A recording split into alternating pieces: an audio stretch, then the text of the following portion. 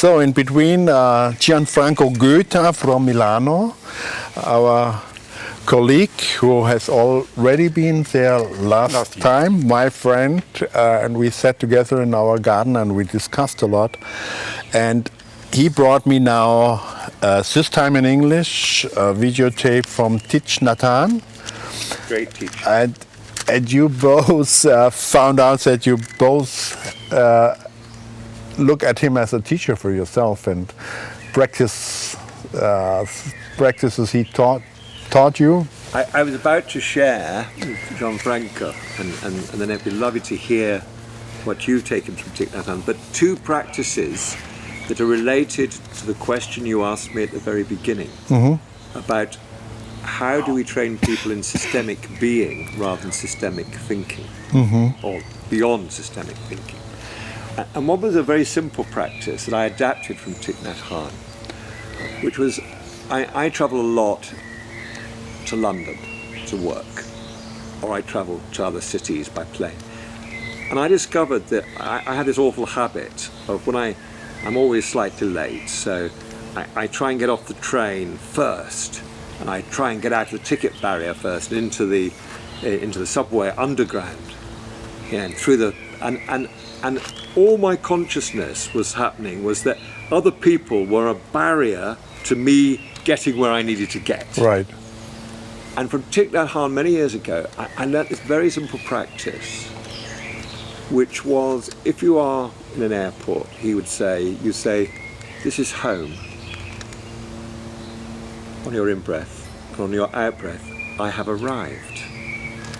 And I adapted this so that now, when I'm on an escalator in the underground, or in an airport, or on a travelator, I stop, and I look at each person coming in the other direction. And as each person passes, I say, this is my brother, this is my brother, this is my daughter, this is my father, this is my son. And I look them in the eye as they pass. And this means that when I arrive at a meeting, I don't arrive with other people being a barrier to me achieving my goal. I arrive that everybody is part of my family. So in those just 2 minutes on the escalator, I shift from ego being to systemic being. Oh, okay. And that was a great gift from Thich Nhat Hanh. Thank you. Yeah, I use something like that at the beginning of my course, or a course I teach.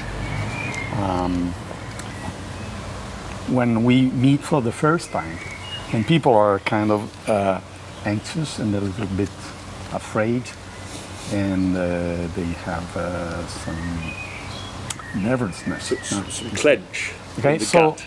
I asked them, we will spend 1 hour in silence. And I bring them to put their attention to their breathing. And I use some of the words of Thich Nhat Hanh, breathing in. I am aware that I'm breathing, and breathing out, I smile. And just doing this to various parts of the body, at the end, I have changed completely my feelings, my attitudes, and they have changed. And this way, they arrive to a deeper level of their being, and the interaction between people changes completely. Lovely. Beautiful.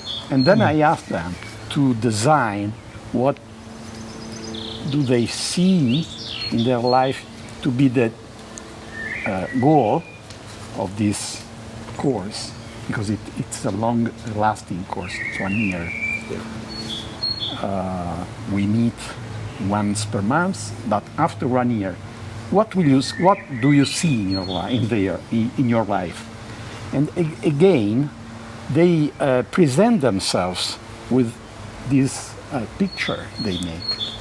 that changes completely the way they present it. If you ask at the beginning of a course to people, present yourself, they usually say, I am so-and-so, I work there, this is my role. Very formal information. Instead, they forget completely to say where they work, what is their role. They begin talking about their dreams, their motivations, their expectations, the way they want to interact with others. And it's fantastic. Again, this interbeing climate. So they move. I've been very influenced recently by reading Henri Bergson again, the great philosopher. Yeah. And he would talk about they move from talking about themselves to sharing their becoming. Yeah, Their absolutely. jure. Absolutely. Their élan vital. Absolutely. And I was going to offer one other Thich Nhat Hanh because I think it's very important. I think we need all coaches, consultants, leadership development people to do inner work, but we also have to do outer work. And Thich Nhat Hanh has this lovely little exercise where he says, take a blank piece of paper. He says, look at this paper. What do you see in the paper? He said, do you see the cloud? People say, no. He said, look. The cloud is in the paper. Without the cloud, there would be no rain. Without the rain, the tree would not grow. Without the tree, there will be no paper. Do you see the cloud in the paper? Do you see the person who cut down the tree? Do you see the person the horse that pulled the tree out of the wood? Do you see the person who milled it into paper? Do you see the person who cut it? They are all in the paper. So this is also spiritual outer work, where we have to be able to see not the connections between systems, but the inter-are of them. So the problem when I said earlier that a lot of systems thinking is mechanistic, it's about parts and wholes, and this system relates to that system. That's not how the world works. Yeah. The environment is not a system outside of me. The rain, the air, the sunlight is in me and outside me. It's flowing through me, and we have to be in the inter-are way of engaging with organisations, not in this system relating to that system way. Yeah.